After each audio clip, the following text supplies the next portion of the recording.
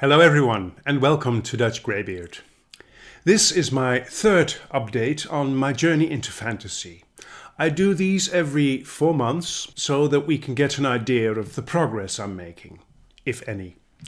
First of all, this journey has been amazing so far. Not everything I read was spot on, but altogether I've had a wonderful reading year. I'm learning more about my preferences and which authors are automatic and which I won't be spending too much time on. It still feels as if this journey is just beginning. So much to discover and to enjoy, and a TBR that is only growing.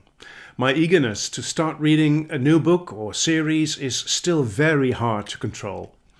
In short, this journey will definitely continue. With that being said, let's dive into the numbers of it all. On January 13, 2023, I bought my first fantasy books, which were the first 10 books in the Wheel of Time series. That is my starting date. I'm closing this reading year at February the 1st, so I can include everything up to that date. Currently, I'm reading 4 fantasy books. Dragonflight, that's the first of the Dragon Riders of Pern Chronicles by Anne McCaffrey. The Gathering Storm, book number 12 in the Wheel of Time, that's the one I put over there. I'm also reading The Colour of Magic, which is the first Discworld novel by Sir Terry Pratchett.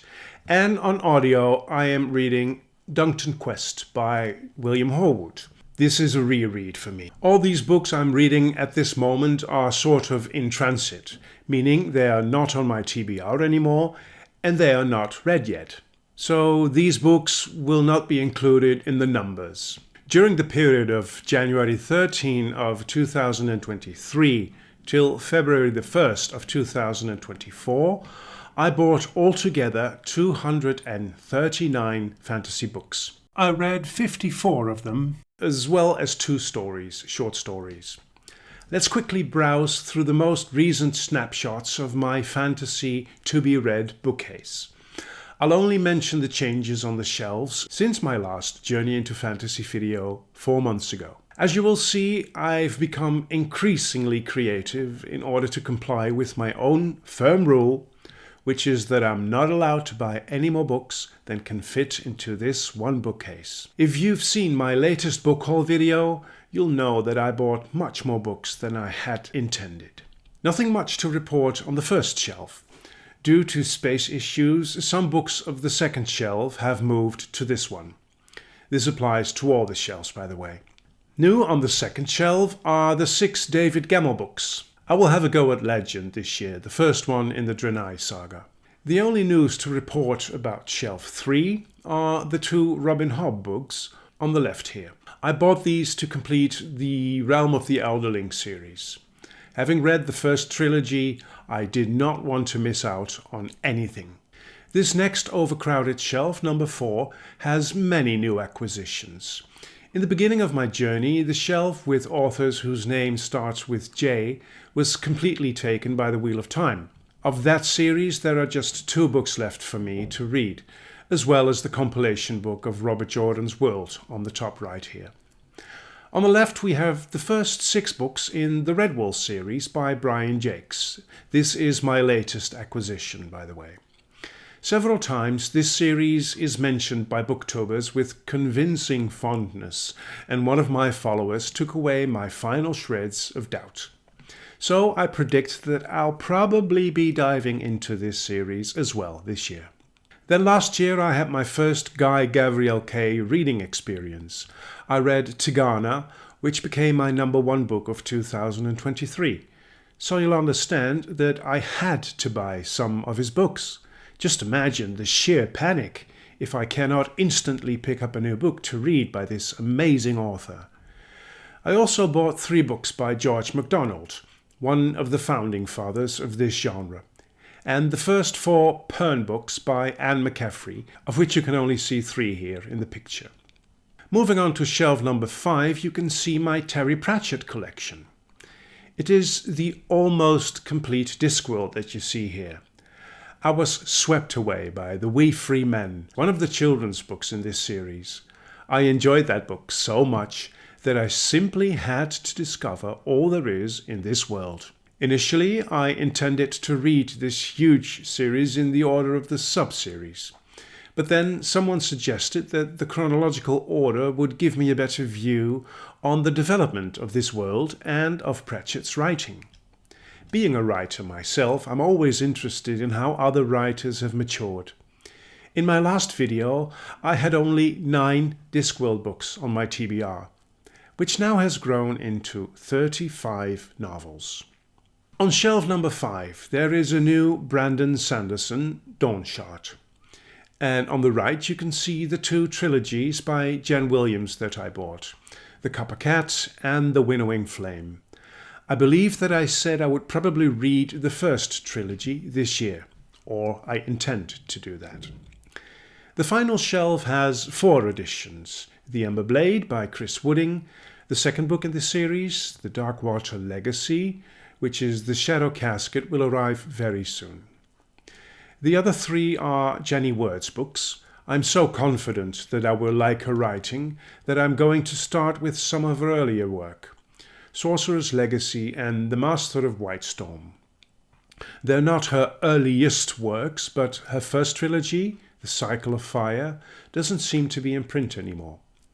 I also bought To Ride Hell's Chasm because it got so much praise by booktubers. So, these are all the books that I'm looking forward to. The travels into fantasy that lie behind me consists of 52 books and 2 stories. Let's take a quick look at those. On these shelves you'll also find all of the fantasy I read in earlier years. Again, I'll only mention the changes.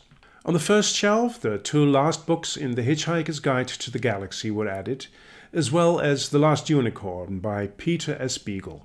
The next shelf has welcomed the first trilogy in Robin Hobb's Realm of the Elderlings, which is the Farseer trilogy. On shelf number 3, the 3 books in the Broken Earth trilogy by N.K. Jemisin are new, as well as 2 books in the Wheel of Time on the right, which are Crossroads of Twilight and Knife of Dreams.